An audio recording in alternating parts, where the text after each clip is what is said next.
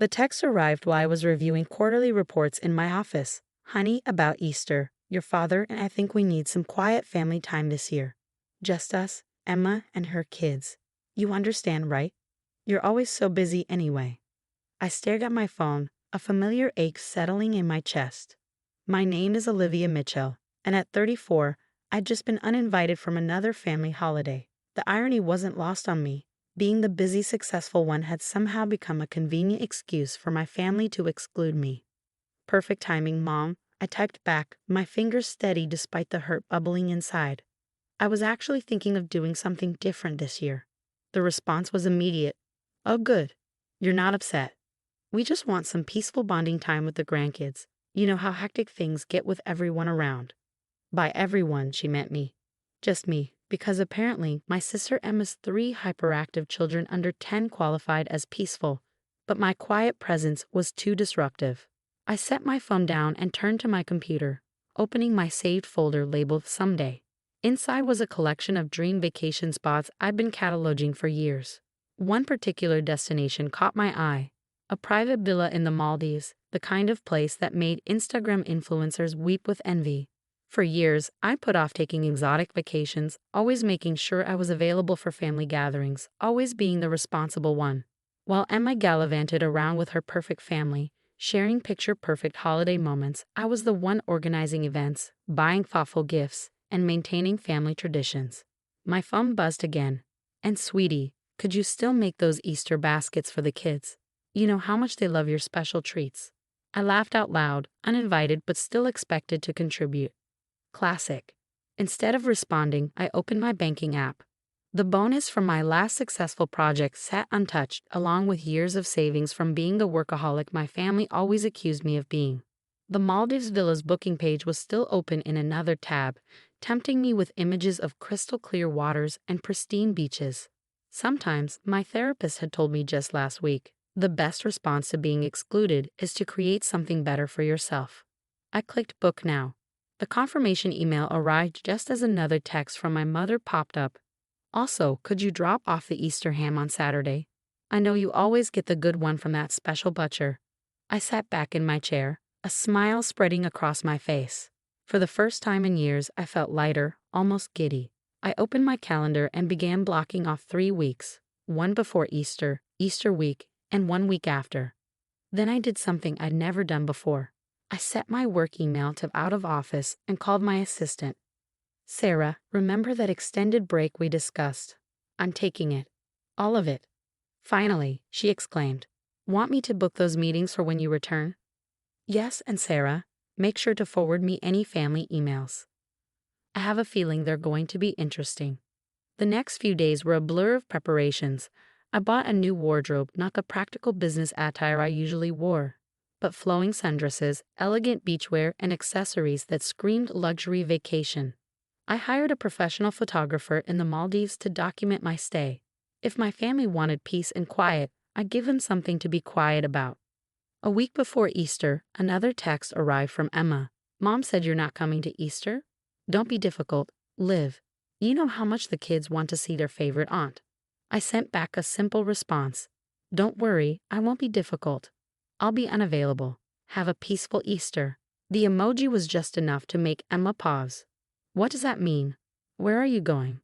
You'll see, I replied, then silenced my phone.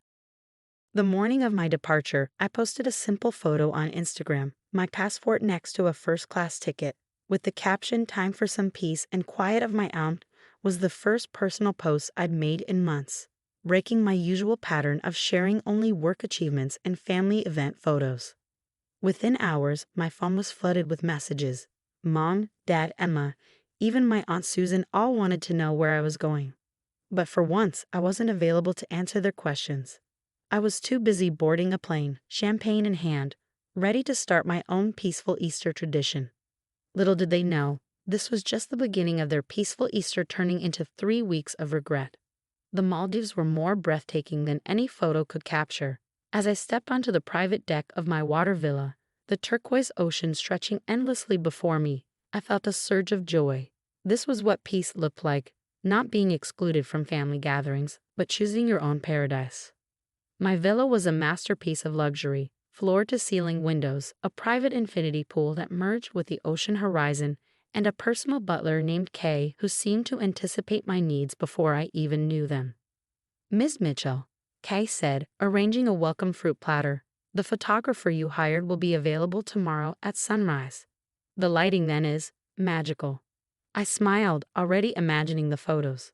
Not the forced family portraits my mother insisted on every Easter, but professional shots of me living my best life.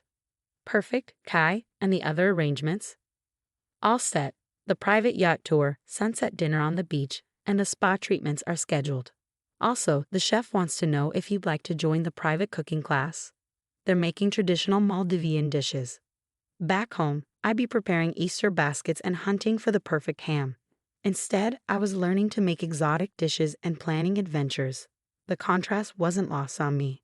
My phone, which I'd kept on airplane mode since landing, buzzed with accumulated messages when I briefly checked it. "Mom, honey, where are you? The kids are asking about their Easter baskets."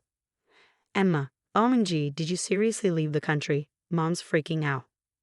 "Dad, Princess, this isn't like you. Call us."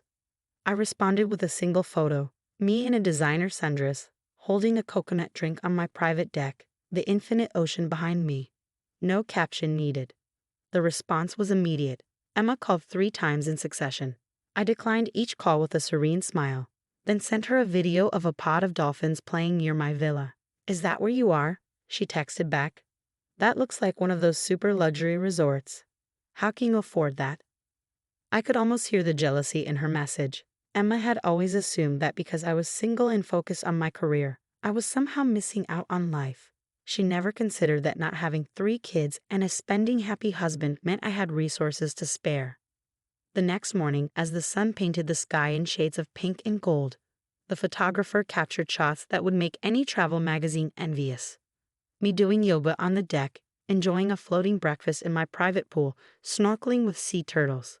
Each photo was carefully curated and posted throughout the day. My usually quiet social media exploded with activity. Friends, colleagues, and family members couldn't stop commenting. "Living your best life. This is what peace looks like. Where's my invitation?" But it was my mother's comments that truly showed the impact. "Olivia, please call us. The Easter dinner won't be the same without you. Sweetheart, we didn't mean to upset you. Those Easter baskets you make, the children are so disappointed."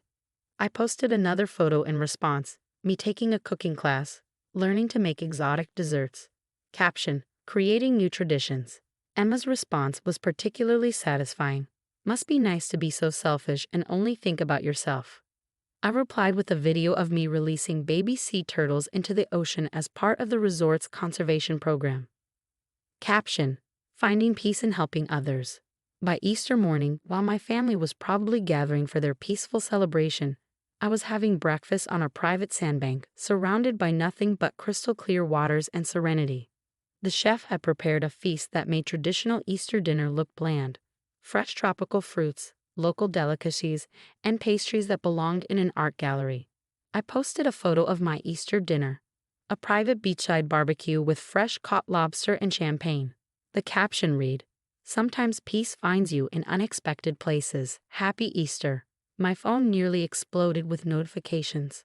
Friends asking for resort details, colleagues praising my well-deserved break, and family members who hadn't spoken to me in years suddenly wanting to reconnect. But the most telling response came from my mother. "We made a mistake. Please come home soon. We miss you." I took a sip of champagne and watched the sun set over the ocean. Going home soon. I was just getting started. This wasn't just a vacation. It was a declaration of independence. And the best part? My peaceful paradise was about to make their quiet Easter look like exactly what it was. A poor excuse to exclude someone who had always been there for them. Little did they know, the photos and videos I'd shared were just a taste of what was to come. The next 2 weeks would show them exactly what they'd missed out on, and more importantly, who they underestimated. The final 2 weeks of my Maldives getaway became a masterclass in living well. Each day, I shared carefully curated glimpses of paradise that made my family's peaceful Easter look increasingly disappointing in comparison. My sister Emma's passive-aggressive comment about selfishness particularly inspired me. I arranged to spend a day at the resort's Marine Conservation Center, helping with coral restoration and sea turtle rehabilitation. The photos of me in diving gear, helping marine biologists, sparked a new wave of admiration from my social network. "Never knew you were so passionate about marine life," commented my cousin Kate, who'd sided with my parents about the Easter exclusion. I responded with a video of me naming each sea turtle I'd helped, explaining their stories and rehabilitation journey. The resort's photographer captured it all, not just the glamorous moments, but the meaningful ones too. Me teaching local children English during a community outreach program, participating in beach cleanups, and learning about sustainable tourism. Each post was a subtle reminder that being busy and successful didn't make me the family disruption they'd painted me to be. Mom's texts became increasingly desperate. The kids barely touched their Easter baskets. They said they weren't the same. "Your father's ham was overcooked. You know he never gets it right without your help." Emma's youngest had a meltdown during Easter egg hunt. "You always knew how to calm her down." I responded to each with photos of my continuing adventure, swimming with manta rays, taking a sunset cruise on a luxury yacht, enjoying private beachside spa treatments, living my best life while they dealt with the chaos they'd chosen. Then came the turning point. Emma posted a family photo from Easter dinner, everyone trying to smile but looking strained. Her caption read, "Family peace and quiet, missing some noise though." I waited until evening in the Maldives to respond. Mind you, they'd all be awake back home. I posted a video montage of my entire trip, the villa, the adventures, the conservation work, the luxury experiences, set to peaceful ocean sounds. The caption, "Found my peace in paradise. Sometimes exclusion is the greatest gift you can give someone." The response was nuclear. My phone exploded with family messages. "Dad, Princess, we made a terrible mistake. That place looks incredible." "Emma, I can't believe you did all this while we were stuck dealing with sugar-rushed kids and mom's drama." "Mom, why didn't you tell us you could afford such luxury? We thought you were just working all the time." The family group chat, which had been notably quiet during Easter, suddenly sparked to life. Relatives I hadn't heard from in months were tagging me, asking about the resort, wondering if I could help plan their vacations. On my last evening in paradise, I hosted a private dinner on the beach. The chef prepared a fusion of Maldivian and international cuisine, while fire dancers performed on the shore. The photos were spectacular, me in a flowing white dress, dining under the stars, looking completely at peace. I captioned it, "Thank you for the space to create my own traditions. Best Easter gift ever." My mother called immediately. This time I answered. "Olivia," she began, her voice thick with emotion, "we were wrong. So wrong. We thought you were too busy for family time, too focused on work to enjoy holidays. But look at what you've created for yourself. It's beautiful." "Yes, Mom," I replied calmly, watching the stars reflect on the ocean. "It is beautiful. And all it took was being excluded for me to finally take this time for myself." The silence on her end was heavy with understanding.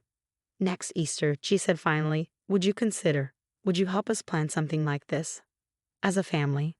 I smiled, thinking of the photos from their peaceful Easter gathering. The chaos, the stress, the forced smiles. "Maybe," I replied. "But first, you all need to understand something. I'm not just the reliable daughter who makes Easter baskets and picks up hams. I'm someone